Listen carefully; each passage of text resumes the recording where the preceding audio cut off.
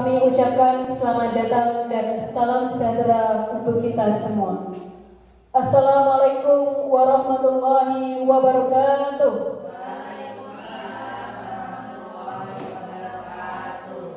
Bismillah, alhamdulillah, la haula wala quwata illa billah. Yang terhormat Kepala SD Negeri 04 Bedawang, yang terhormat Bapak dan Ibu Guru serta tenaga kependidikan SD Negeri 04 Bedawang. Segala puja dan puji syukur mari kita haturkan kepada Allah Subhanahu wa taala yang senantiasa melimpahkan rahmat, taufik serta hidayahnya kepada kita semua. Sehingga pada kesempatan yang berbahagia ini, Sabtu 24 Agustus tahun 2024, kita masih diberi nikmat sehat dan rezeki, dipertemukan di sini dalam acara diseminasi budaya positif di sekolah tanpa ada halangan suatu apapun. Tak lupa salawat serta salam semoga tetap tercurahkan kepada Nabi Muhammad SAW beserta keluarga dan para sahabat-sahabatnya, serta semoga kita sebagai umatnya mendapatkan syafaatnya di akhirat nanti. Amin Allahumma amin.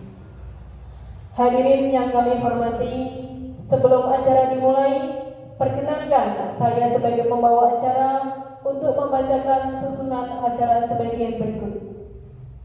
Yang pertama, pembukaan. Yang kedua, diseminasi budaya positif. Yang ketiga, tanya jawab. Dan yang keempat, penutup. Hadirin yang kami hormati, memasuki acara yang pertama, yaitu pembukaan. Marilah kita buka acara pada pagi hari ini dengan membaca basmalah bersama. Bismillahirrahmanirrahim. Diucapkan terima kasih. Baiklah, memasuki acara selanjutnya, yaitu penyampaian diseminasi atau berbagi pemahaman dan pengalaman penerapan budaya positif di sekolah yang akan disampaikan oleh Ibu Puji Lestari. Beliau adalah salah satu calon guru penggerak angkatan 11 Kabupaten Pekalongan. Kepadanya kami persilahkan.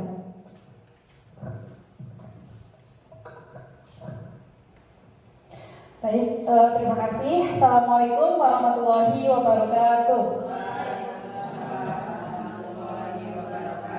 Alhamdulillah, la haula wala quwata illa billah. Yang terhormat Ibu Kepala SDN 04 Bedawang, yang saya hormati teman-teman pendidik dan tenaga kependidikan SDN 04 Bedawang. Terima kasih pada hari ini panjenengan semua menghadiri acara penyebaran pemahaman dan penerapan pengalaman budaya positif bersama saya Puji Lestari, calon guru penggerak angkatan 11. Sebelumnya, mari untuk mengawali kegiatan pada pagi hari ini, kita berdoa terlebih dahulu agar kegiatan berjalan dengan lancar. Berdoa menurut keyakinan dan agama masing-masing, berdoa di dalam hati. Berdoa dimulai.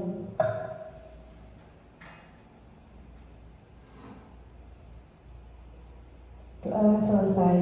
Terima kasih. Baik, Ibu Bapak, kita masuk ke materi di sini. Ada slide pertama, yaitu budaya positif. Kira-kira ketika Anda mendengar budaya positif, apa yang pertama terlintas di benak Bapak Ibu guru? Budaya positif atau disiplin positif. Kira-kira apa yang terlintas di benak Ibu Bapak sekalian? Budaya salam dan salim. Ya, ada budaya salam dan salim. Datang tepat waktu. Datang tepat waktu. Budaya positif, budaya itu berarti dilaksanakan setiap hari. Positif itu berarti hal-hal yang positif, misalnya tadi sudah disebutkan, datang tepat waktu, kemudian berpakaian yang rapi, kemudian saling menghormati terhadap teman dan sebagainya. Ya, bagus sekali. Budaya positif yaitu hal-hal positif yang dilakukan setiap hari. Contohnya seperti berangkat tepat waktu, berpakaian rapi, dan lain sebagainya. Oke.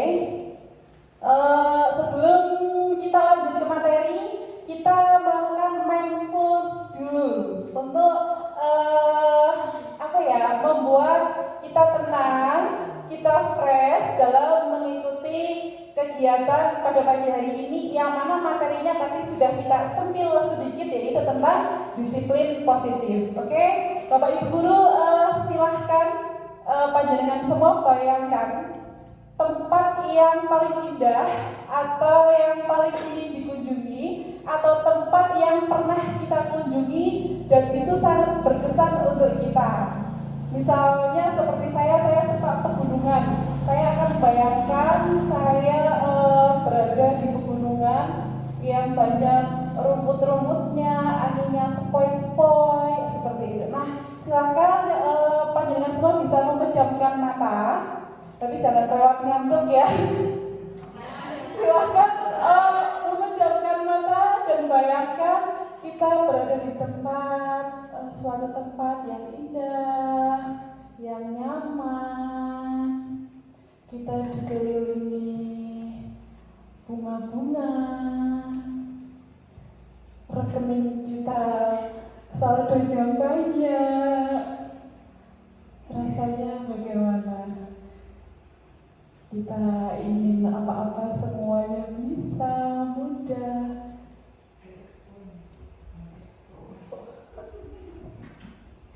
Ya, cukup Bapak Ibu, bagaimana rasanya?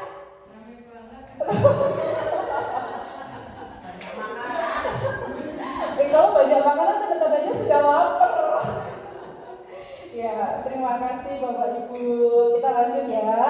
Tujuan diskusi pada pagi hari ini yang pertama yaitu melalui penjelasan tentang disiplin positif diharapkan nanti peserta mampu membedakan antara hukuman, konsekuensi, dan restitusi. Kemudian tujuan yang kedua, melalui diskusi dan pemberian contoh, peserta dapat mengimplementasikan atau menerapkan atau membuat keyakinan di kelas masing-masing. Yang terakhir, melalui video penyelesaian kasus segitiga restitusi, diharapkan peserta nantinya dapat mempraktikannya di kelas atau di sekolah. Nah, di sini ada konsep inti budaya, ada 8. Yang pertama, perubahan paradigma belajar, kemudian disiplin positif, nilai-nilai kebajikan, kebutuhan dasar manusia, motivasi perilaku manusia, posisi kontrol, keyakinan kelas, dan segitiga restitusi. Yang pertama, kita bahas satu persatu. Yang pertama ada pembelajaran dengan paradigma baru. Nah, biasanya pembelajaran yang Bapak Ibu Guru lakukan di kelas itu yang seperti apa? Yang berpusat pada peserta didikkah atau berpusat pada gurukah? Atau pembelajaran yang seperti apa? Monggo. Kadang-kadang berpusat pada guru, kadang-kadang berpusat pada murid. Tergantung kesiapan kita, Bu. Kalau kita sudah siap KPP dan sebagainya, itu biasanya kami sudah berpusat kepada murid. Tapi kalau kita belum siap, ya seringnya berpusatnya masih ke guru. Ya, kalau Bu Siwi biasanya masih campur ya, masih teacher center dan student center. Kadang-kadang berpusat pada murid, kadang-kadang berpusat pada guru. Padahal panjenengan sudah tahu belum Bu, yang harusnya diterapkan itu pembelajaran yang bagaimana? Yang seharusnya memang berpusat pada murid. Ya, tapi kadang itu melihat situasi dan kondisi juga. Ya, menurut Bu Siwi harusnya pembelajaran dilaksanakan berpusat pada murid. Nah, kita cek di sini.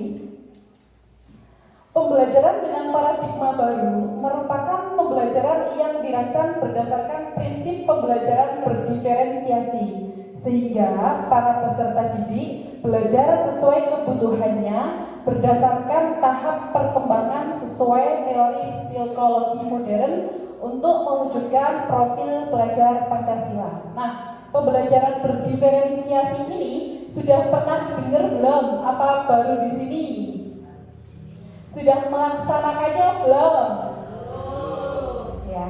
Jadi pembelajaran berdiferensiasi adalah suatu proses belajar mengajar yang memungkinkan setiap siswa untuk memahami materi pelajaran sesuai dengan kemampuan, minat dan kebutuhannya masing-masing.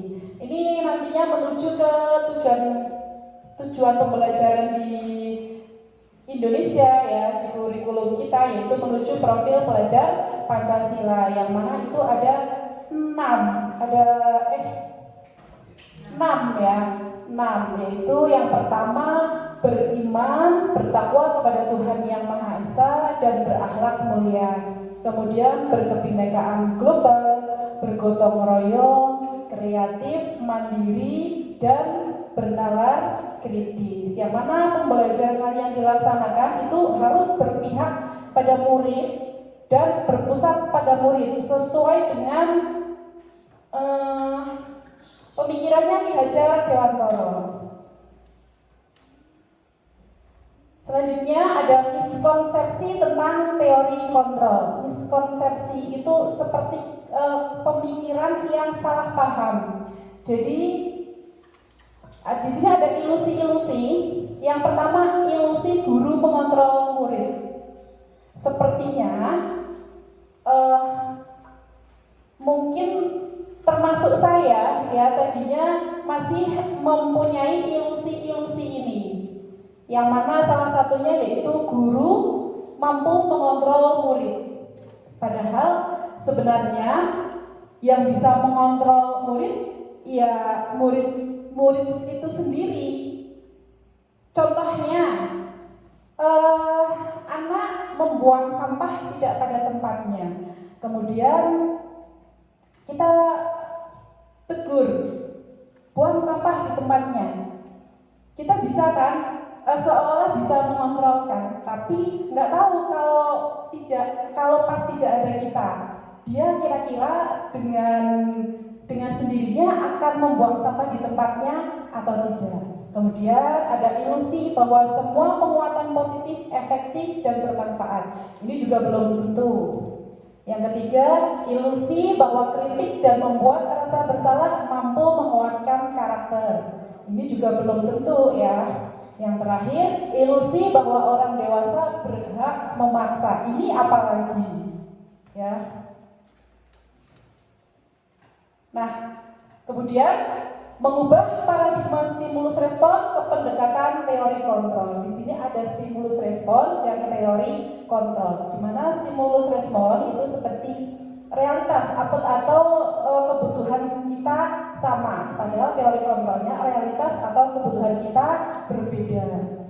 Semua orang melihat hal yang sama. Teori kontrolnya setiap orang memiliki gambaran berbeda. Kita mencoba mengubah orang agar berpandangan sama dengan kita. Kita berusaha memahami pandangan orang lain tentang dunia. Perilaku buruk dilihat sebagai suatu kesalahan. Semua perilaku memiliki tujuan. Orang lain bisa mengontrol saya. Hanya Anda yang bisa mengontrol diri Anda. Saya bisa mengontrol orang lain. Anda tidak bisa mengontrol orang lain.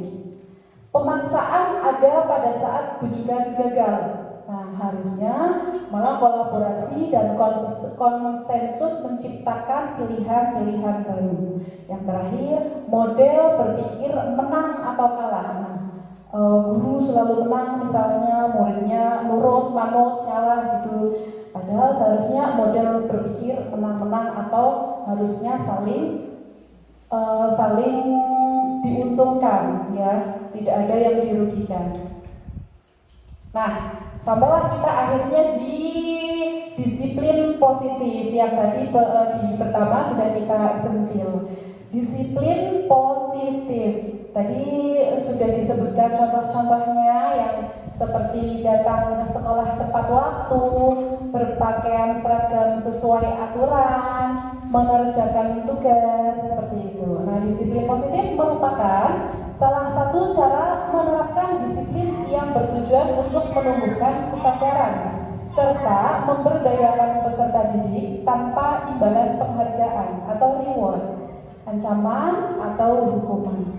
Sebagai pendidik, tujuan kita adalah menciptakan peserta didik yang memiliki disiplin diri sehingga mereka berperilaku mengacu kepada nilai-nilai kebajikan, universal dan memiliki motivasi intrinsik dalam perubahan perilaku ke arah yang lebih baik. Nah, nilai-nilai kebajikan itu apa sih? Nilai-nilai kebajikan itu nilai-nilai universal atau nilai-nilai yang telah disepakati bersama dan diakui oleh berbagai masyarakat di seluruh dunia. Ada yang bisa menyebutkan contohnya nilai-nilai kebajikan? Ya, ya Pak Ali? Pertama menurut saya yaitu toleransi. Toleransi. Kira-kira toleransi diakui oleh seluruh masyarakat dunia tidak ya? Diakui. Ada yang lain lagi? Nah, yang kedua yaitu mandiri. Mandiri. Ada lagi? Tanggung jawab. Disiplin, bagus. Kejujuran. Gotong royong. Sopan santun. Banyak sekali ya. Kalau kegeeran termasuk diakui masyarakat seluruh dunia tidak? Tidak, seperti itu kira-kira. Kegeeran, kepedean tidak diakui oleh masyarakat seluruh dunia. Selanjutnya ada kebutuhan dasar manusia. Kebutuhan dasar manusia, ternyata manusia punya kebutuhan dasar loh. Nah, kebutuhan dasar manusia itu adalah segala sesuatu yang kita lakukan untuk mendapatkan apa yang kita inginkan. Seluruh tindakan yang kita lakukan memiliki tujuan tertentu dan semua usaha terbaik yang kita lakukan adalah dalam rangka agar kebutuhan dasar kita itu terpenuhi dengan baik. Jika tidak terpenuhi, maka akan bagaimana? Mudah marah. Ya, berusaha untuk tetap terpenuhi dengan melakukan berbagai macam cara tidak? Ya. Apakah pasrah? Tidak. Ya, oke. Nah, kebutuhan dasar manusia itu ada 5. Bertahan hidup, penguasaan, kesenangan, kasih sayang dan rasa diterima, serta kebebasan. Bertahan hidup itu merupakan kebutuhan psikologis ya, seperti papan itu tempat kita tinggal, sandang, pakaian, pangan atau makanan, kesehatan dan keamanan. Kemudian ada 4 kebutuhan yang lain, yaitu kebutuhan fisiologis. Bertahan hidup fisiologis, kalau penguasaan, kesenangan, rasa kasih sayang dan rasa diterima serta kebebasan itu fisiologis. Ya. Terbalik tidak? Yang psikologis harusnya yang mana? Ayo. Psikologis yang bertahan hidup. Menurut Pak Alif, psikologis yang bertahan hidup. Menurut saya bertahan hidup itu fisiologis. Ya. Fisik dan visual fisik. Yang fisik yang kelihatan ya, berarti yang bertahan hidup itu fisiologis. Kalau yang psikologis itu berkaitan dengan perasaan, penguasaan, kesenangan, kebebasan seperti itu. Oke, bagus, berarti tidak ngantuk walaupun lapar tapi masih bisa bertahan nih. Kebutuhan dasar manusianya minta dipenuhi, yaitu kebutuhan dasar pangan. Oke. Nah, di sini ada 3 motivasi perilaku manusia. Itu menghindari hukuman, ingin dipuji, menjadi diri sendiri seperti yang diinginkan. Nah, jadi manusia dalam berperilaku itu berdasarkan 3 hal ini, yaitu untuk menghindari hukuman, atau ingin dipuji, atau menjadi diri sendiri seperti yang diinginkan. Kira-kira yang sering Anda lakukan dalam berperilaku setiap hari itu yang mana? Baiknya nomor 3. Seperti yang diinginkan. Ya, tapi kadang Nomor 1 sudah bisa. iya, berarti ketiganya berkolaborasi ya, kita lakukan semua. Ya, itu mungkin manusiawi ya, manusia yang seperti itu. Kadang untuk menghindari hukuman, kadang ya ingin dipuji. Tapi yang yang paling baik harusnya yaitu menjadi diri sendiri seperti yang diinginkan karena sudah seharusnya. Selanjutnya ada 5 posisi kontrol guru. Jadi sebagai guru kita mempunyai posisi kontrol nih, yaitu ada penghukum, ada teman sebagai teman, kemudian pembuat merasa bersalah sebagai manajer dan pemantau. Kira-kira mana nih yang sering Bapak Ibu lakukan? Posisi yang mana yang sering Bapak Ibu terapkan di kelas atau di sekolah? Penghukum? Teman? Bisa sebutkan contohnya? Kalau penghukum misalnya pernah Ibu Bapak melakukannya kapan? Bagaimana? Bisa share di sini? Ya, silahkan. Kalau kita biasanya manusiawi Bu ya, penghukum itu akan lebih mudah untuk mendisiplinkan tidak hanya siswa, guru pun juga mungkin seperti itu. Jadi kebanyakan sebagian besar juga mereka melakukan sesuatu itu karena motivasinya itu takut dihukum. Jadi ya sering kita lakukan penghukum itu akan lebih mudah untuk menerapkan kedisiplinan seperti itu ya. Terima kasih, bagus sekali Bu Siwi. Tepuk salut dulu dong untuk Bu Siwi. Tepuk salut. Jempol kanan, jempol kiri, salut. Oke, terima kasih. Ya, jadi kebanyakan kita itu masih hanya memakai posisi kontrol yang penghukum saja. Eman-eman, padahal kita punya 4 posisi kontrol yang lain, seperti menjadi teman, pembuat merasa bersalah, manajer, dan pemantau. Tapi dari 5 posisi ini ada satu yang paling bagus yang harusnya kita pakai dan terapkan di sekolah. Siapa bisa kira-kira posisi yang mana ya? Teman, manajer,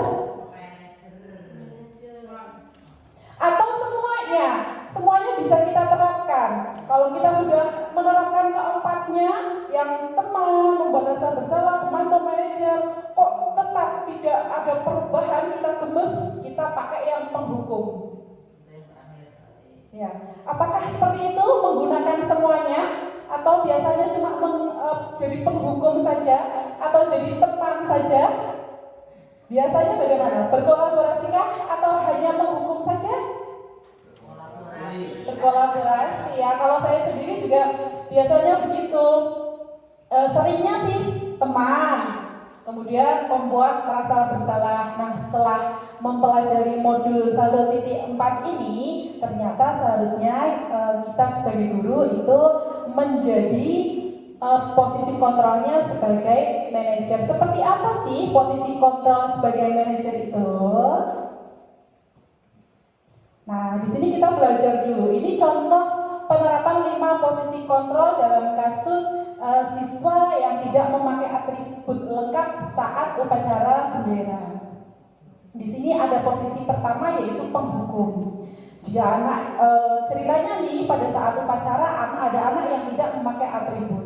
Guru langsung menyuruh anak itu hormat pada bendera selama 1 jam. Nah, kira-kira kalau seperti itu anak kemudian nantinya perasaannya bagaimana ya? Menyesal, kemudian besok lagi akan mengulangi, tidak akan mengulangi, atau malah sebel sama gurunya dan ngambek besok saat Senin nggak mau berangkat upacara. Ya, bisa kedua-duanya. Padahal tujuan kita adalah mendisiplinkan anak. Nah, dengan cara penghukum ini kurang sesuai kita terapkan. Kemudian yang kedua, pembuat merasa bersalah. Nah, jadi Bapak Ibu guru menegurnya dengan cara seperti ini. Berapa kali ibu atau bapak harus memberitahu kamu selalu saja mengecewakan ibu atau bapak. Nah, dengan kata-kata tersebut anak merasa bersalah. tapi belum tentu kedepannya anak ini akan tumbuh kesadaran dirinya untuk kemudian memakai atribut lengkap saat upacara. Nah, kemudian jadi teman. Ayo dong, ikuti aturan sekolah. Tolong bantu ibu atau bapak ya. Kali ini aja. Ya sudah, tidak apa-apa. Lain kali jangan sampai berbuat seperti ini lagi ya. Nah, itu contoh-contoh yang kalimat yang kita gunakan ketika kita ketika kita memakai posisi kontrol teman. Kira-kira ini efektif tidak? Kurang ya? Iya, karena nanti kadang ada anak yang oke aja dengan cara seperti itu, tapi ada anak yang malah menyepelekan. Gak apa-apa, guru ini apikan kok, orang bakal ngira bakal hukum betul seperti itu, Bu Endang. Nah, kemudian ada pemantau. Di sini kita bisa mengucapkan kalimat seperti ini. Kamu sudah melanggar peraturan sekolah. Kamu tahu konsekuensinya? Setelah upacara, kamu beri atribut ke koperasi dan jangan diulangi lagi. Kalau pemantau itu berarti dia menghubungkan dengan konsekuensi. Seperti itu. Nah, terakhir manajer. Apakah kamu tahu kesalahanmu?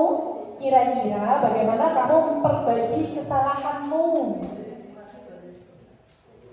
Nah, nih.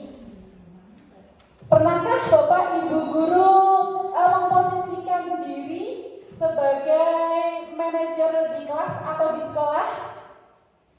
Sudah pernah belum ya kira-kira?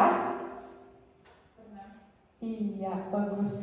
Kayaknya semua dari kita itu aslinya sebenarnya sudah pernah jadi penghukum, jadi pembuat rasa bersalah, jadi teman, jadi pemantau, dan jadi manajer. Sekarang sudah tahu ya kalau yang ternyata yang seharusnya memang seperti itu. Nanti kedepannya teman-teman semua bisa menerapkan posisi kontrol ya manajer.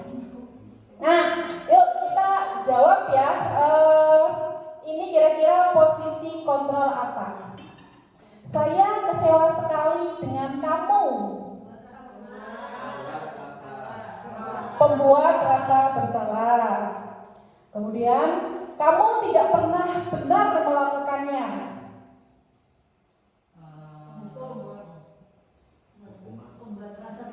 Iya, penghukum, bagus. Biasanya kalau penghukum itu kan menghukum dengan cara fisik ya, seperti disuruh hormat 1 jam, disuruh push up, disuruh lari. Biasanya hukuman itu secara fisik atau negatif. Nah, ini juga negatif, tapi bukan fisik, tapi psikis, perasaan. Kamu tidak pernah benar melakukannya. Ya Allah, anak langsung tersinggung, sedih. Oh iya, begitu kan? Nah, bisa saja si anak ini, walaupun kata-katanya menurut kita sepele, yang pada saat itu mungkin juga Bapak Ibu guru emosi sehingga mengucapkan kata-kata tersebut, tapi akhirnya bisa saja anak ini terus teringat dan terngiang-ngiang dalam hidupnya bahwa dia tidak pernah benar melakukannya. Seperti itu. Jadi ini kira-kira boleh tidak kita lakukan? Tidak ya, seharusnya tidak. Kemudian, apa rencanamu untuk menyelesaikan masalah ini? Posisi kontrol apa ya? Manajer. Ini yang seharusnya kita pakai dan terapkan. Ayolah lakukan demi bapak atau ibu ya, teman. Ini kayaknya yang paling sering kita lakukan. Kamu tidak pernah mendapat nilai jika tidak mengerjakan tugas. Kamu tidak pernah mendapat nilai jika tidak mengerjakan tugas. Kenapa memantau? Iya betul, ada konsekuensinya. Ini juga biasanya kita terapkan nih, yang ini sering kita pakai. Nah, Selanjutnya ada hukuman, konsekuensi, dan restitusi. Kalau hukuman, konsekuensi dari tadi sudah kita bahas. Di sini ada penduduk baru, si Mbak Resti, ya. Ini pasti baru Bapak Ibu dengar, ya. Saya juga baru kenalan di program CGP yang saya ikuti, yang mana ini sangat bagus sekali nantinya kita terapkan bersama anak didik. Nah, di sini coba kita ulas satu persatu. Ada hukuman. Hukuman itu tidak terencana atau tiba-tiba. Murid tidak tahu apa yang akan terjadi atau tidak dilibatkan dalam membuat keputusan. Bersifat satu arah, berupaya hukuman fisik atau psikis. Kalau konsekuensi itu terencana atau sudah disepakati sesuai peraturan. Murid tetap dibuat tidak nyaman. Sikap guru selalu memonitor murid. Nah, selanjutnya restitusi. Restitusi yaitu proses menciptakan kondisi bagi murid untuk memperbaiki kesalahan.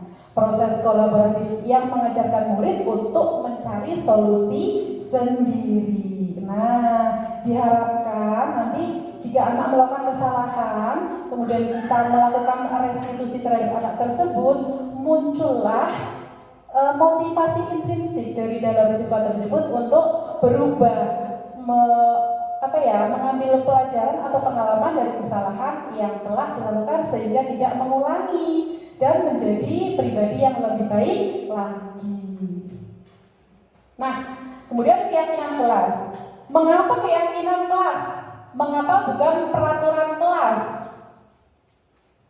Biasanya kita familiar dengan peraturan kelas. Sekarang ada keyakinan kelas. Apa ya bedanya keyakinan kelas dengan peraturan kelas? Silakan Pak Ali. Ya, kalau menurut saya keyakinan kelas itu Ya, terima kasih.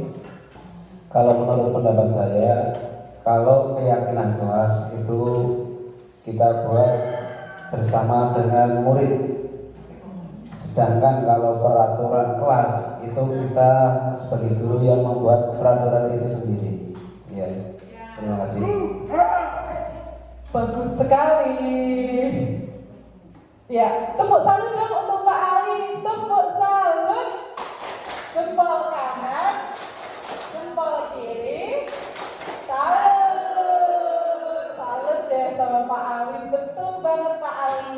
Ya, keyakinan kelas bukan peraturan kelas. Karena peraturan kelas itu biasanya dibuat oleh guru, tidak melibatkan siswa, sehingga untuk melaksanakan atau mematuhinya itu motivasinya kurang. Sedangkan keyakinan kelas itu kita buat bersama-sama atas persetujuan bersama, anak-anaknya dilibatkan sehingga nanti anak-anak itu punya motivasi dari dalam untuk melaksanakan keyakinan tersebut.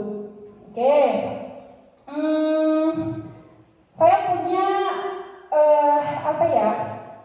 pertanyaan. Misalnya kita mau pergi ke kajian, kita memakai helm. Biasanya ada yang memang ya naik motor ya memang pakai helm untuk keselamatan saya sendiri, untuk keselamatan kita sendiri. Tapi ada nih yang ambil helm, kemarin mau operasi. Seperti itu kan? Nah, kira-kira yang berkaitan dengan keyakinan itu yang takut ada operasi atau yang memang kalau naik motor ya harus pakai helm untuk keselamatan diri. Yang mana Bapak Ibu?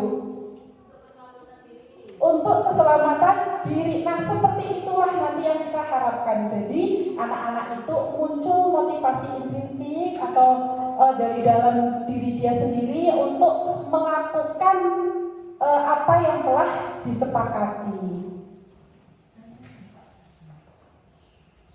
Selanjutnya ada pembentukan keyakinan kelas. Nah, ini sudah saya lakukan di kelas saya. Seperti ini ya, anak-anak diberi kertas warna-warni atau post-it, anak-anak menuliskan apa yang mereka inginkan atau harapan mereka untuk dilakukan di kelasnya.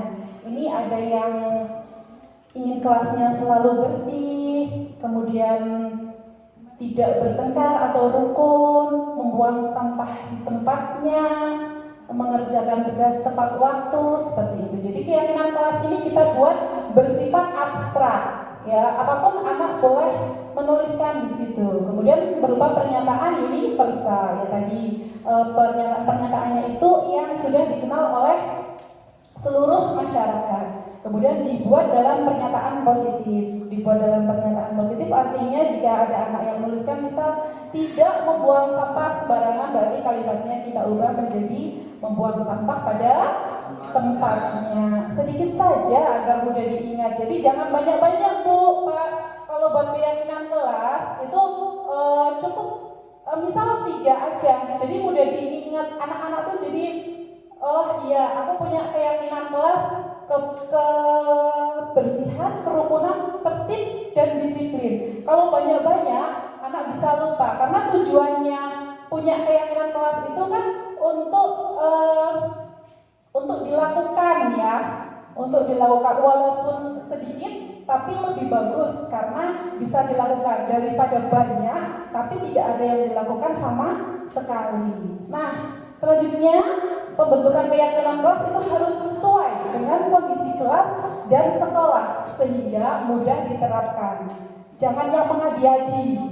Ya.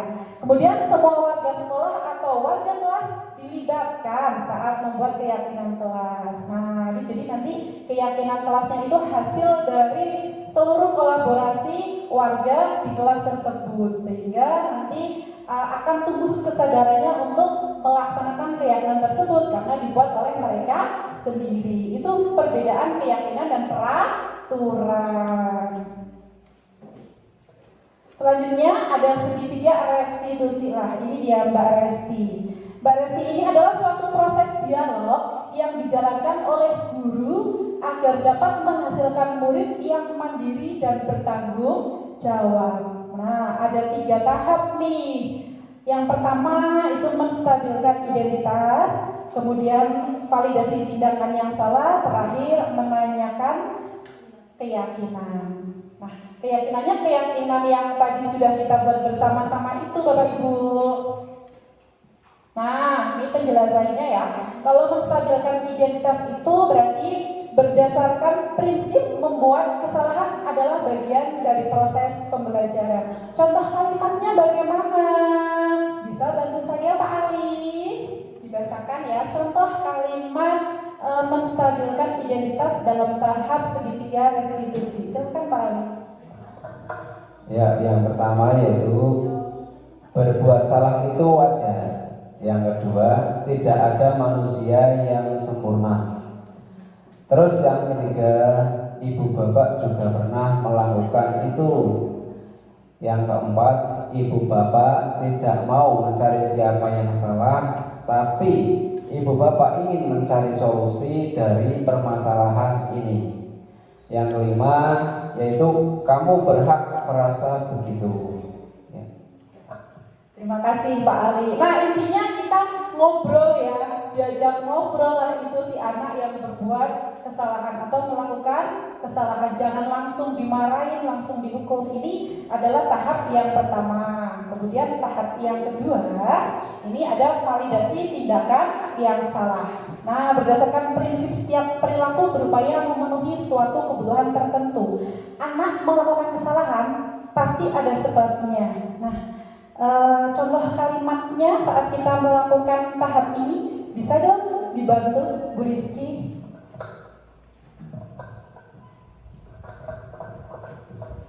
Berdasarkan prinsip setiap perilaku berupaya memenuhi suatu kebutuhan tertentu. Kamu pasti punya alasan mengapa melakukan hal itu. Padahal kamu bisa melakukan yang lebih buruk dari ini ya. Kamu patut bangga karena telah melindungi sesuatu yang penting buatmu. Kamu melakukannya karena mempertahankan sesuatu yang penting bagimu.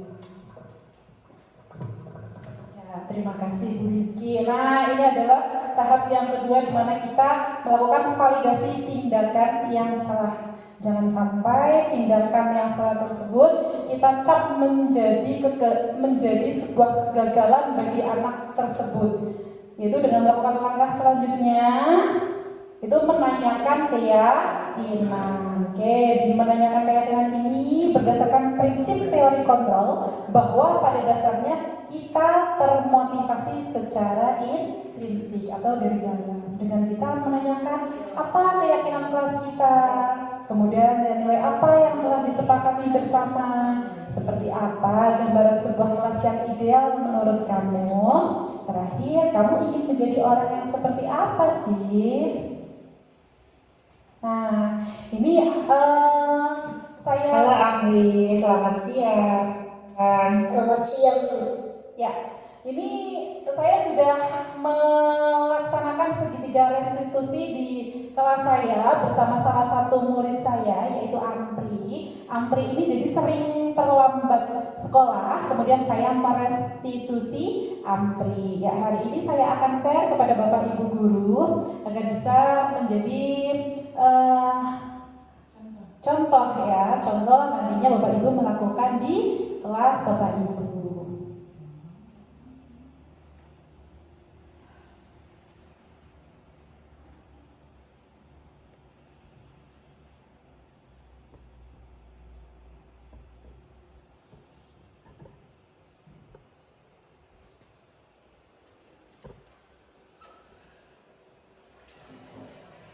Halo Amri, selamat siang. Selamat siang, Bu. Iya, Bu Guru perhatikan akhir-akhir ini kamu sering terlambat berangkat ke sekolah ya? Iya, Kamu ingat tidak kira-kira berapa kali kamu terlambat berangkat ke sekolah? 3 atau 4 kali, Bu. Menurut kamu kalau sering terlambat berangkat ke sekolah, menurut kamu kalau sering terlambat berangkat ke sekolah itu suatu kesalahan?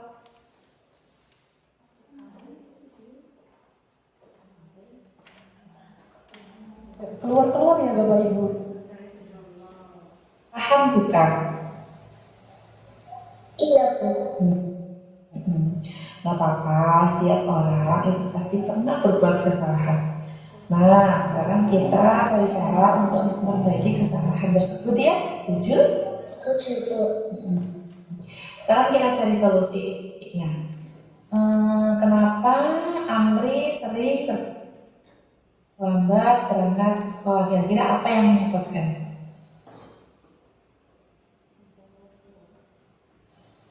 Bangun kesiangan, Bu. Berarti Amri kalau bangun sering kesiangan ya?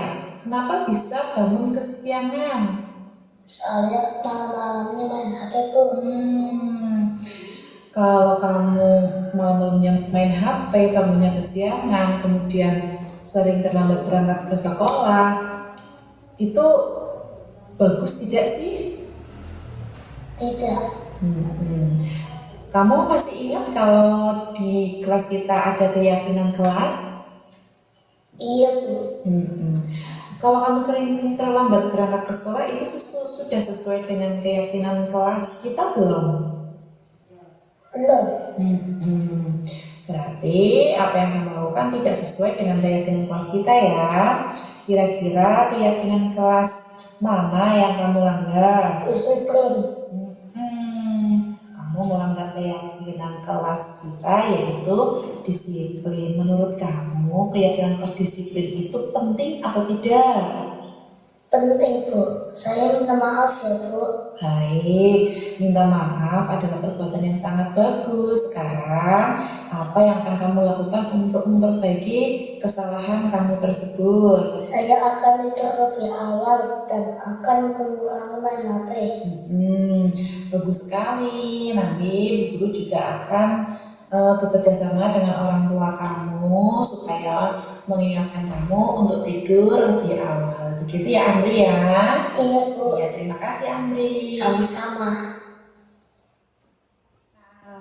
Itu dia Bapak Ibu contoh penerapan restitusi di kelas saya bersama Ampri. Waktu itu Ampri sering terlambat berangkat ke sekolah sehingga saya melakukan segitiga restitusi tersebut. Nah, di sini tahap-tahapnya sudah ada semua belum menurut panjenengan semua? Sudah ya?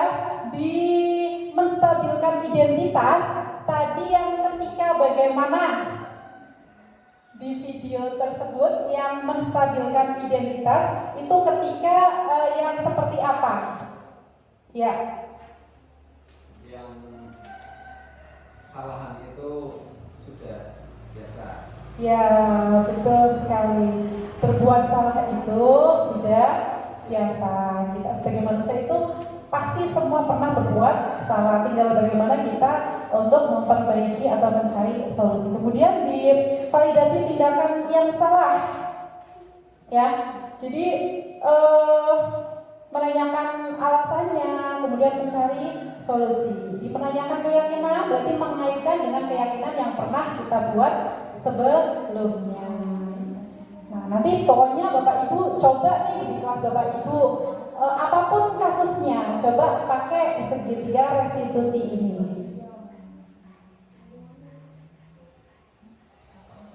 Nah, sudah selesai Bapak Ibu. Di sini saya punya kalimat penutup. Dalam penerapan program disiplin positif, hendaknya guru memiliki standar kepribadian, profesional dan sosial yang baik, di mana guru mampu merefleksi dirinya dalam posisi kontrol saat ini. Bagaimana perjalanan dirinya sebagai among atau manajer yang menuntut murid-muridnya menjadi insan yang mandiri, merdeka, dan bertanggung jawab. Nah, sekian presentasi dari saya Bapak Ibu. Terima kasih semuanya. Semoga apa yang saya presentasikan hari ini bermanfaat, kemudian dapat diterapkan di kelas atau sekolah Bapak Ibu semuanya. Mohon maaf atas segala kekurangan. Wassalamualaikum warahmatullahi wabarakatuh.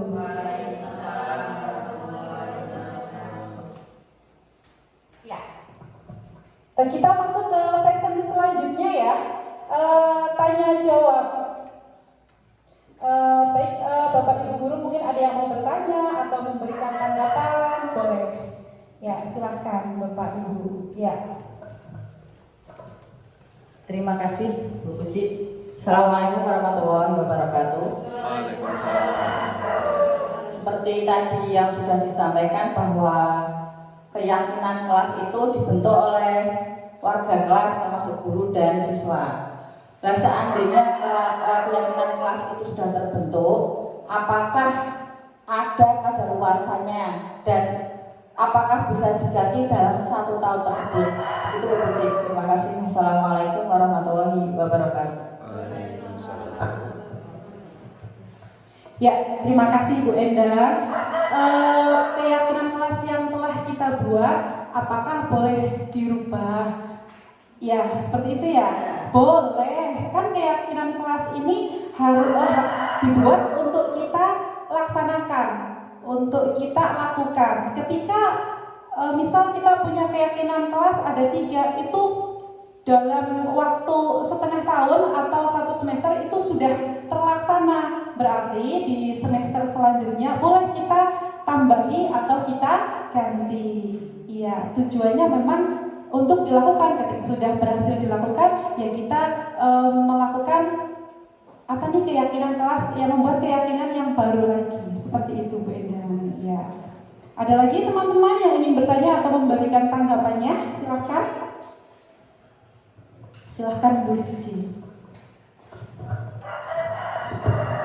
Assalamualaikum warahmatullahi wabarakatuh. Saya ingin menanyakan tentang restitusi. Apakah restitusi itu bisa dilakukan secara berkelanjutan? Terima kasih. Wassalamualaikum warahmatullahi wabarakatuh. Ya, terima kasih Bu Rizky. Apakah restitusi itu dilakukan secara berkelanjutan? Tentu ya, karena setelah kita merestitusi nggak 100% anak ini langsung sembuh gitu ya. Kalau kayak sakit sembuh gitu, enggak. Pasti kita harus memantau dari hasil restitusi tersebut. Jika perlu dalam pemantauan kita kok anak tersebut masih saja seperti itu, berarti kita boleh melaksanakan restitusi selanjutnya. Seperti itu Ibu. Bagaimana? Bisa diterima? Bisa. Terima kasih. Selanjutnya ya Bu Rate. Baik, terima kasih. Assalamualaikum warahmatullahi wabarakatuh. Di sini saya akan memberi tanggapan langsung saja. Yang pertama, saya ingin menyampaikan apresiasi dan terima kasih banyak kepada Ibu Pujilasari yang telah berbagi pemahaman dan pengalaman tentang budaya positif di sekolah. Alhamdulillah, dari apa yang disampaikan tadi, saya pribadi yang tadinya setahu saya yang selama ini kami lakukan di sekolah, kegiatan mendisiplinkan itu hanya ada hukuman dan penghargaan. Ternyata menurut penjelasan yang disampaikan tadi ada konsekuensi dan restitusi. Selain itu, saya juga jadi tahu cara membuat keyakinan atau kesepakatan kelas. Mudah-mudahan dengan penjelasan dari Bu Pujilasari tadi kami bisa mempraktikkan di sekolah, khususnya di kelas kita masing-masing. Sekali lagi kami ucapkan terima kasih. Itu saja tanggapan dari saya. Wassalamualaikum warahmatullahi wabarakatuh.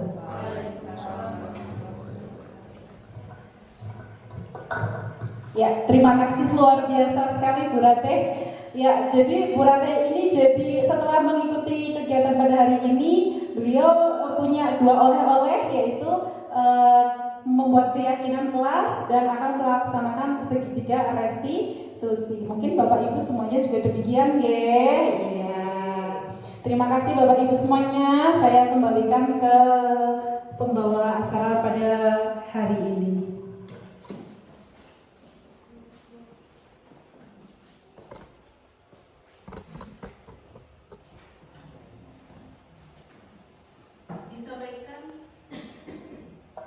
Disampaikan terima kasih kepada Ibu Pujilasari yang telah menyampaikan pemahaman dan pengalaman penerapan budaya positif di sekolah.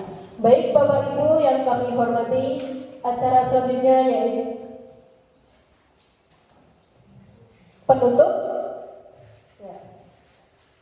Tibalah di penghujung acara kegiatan yaitu penutup. Dalam acara penutup, mari kita bersama-sama membaca bacaan hamdalah. Alhamdulillahirabbil alamin. Semoga kegiatan pada hari ini membawa manfaat, memotivasi untuk kita sebagai pendidik demi mewujudkan siswa yang berdimensi profil pelajar Pancasila. Amin. Hadirin yang kami hormati, demikian acara diseminasi budaya positif. Saya atas nama pribadi mengucapkan terima kasih atas perhatian dan mohon maaf atas segala kehilafannya. Wassalamualaikum warahmatullahi wabarakatuh.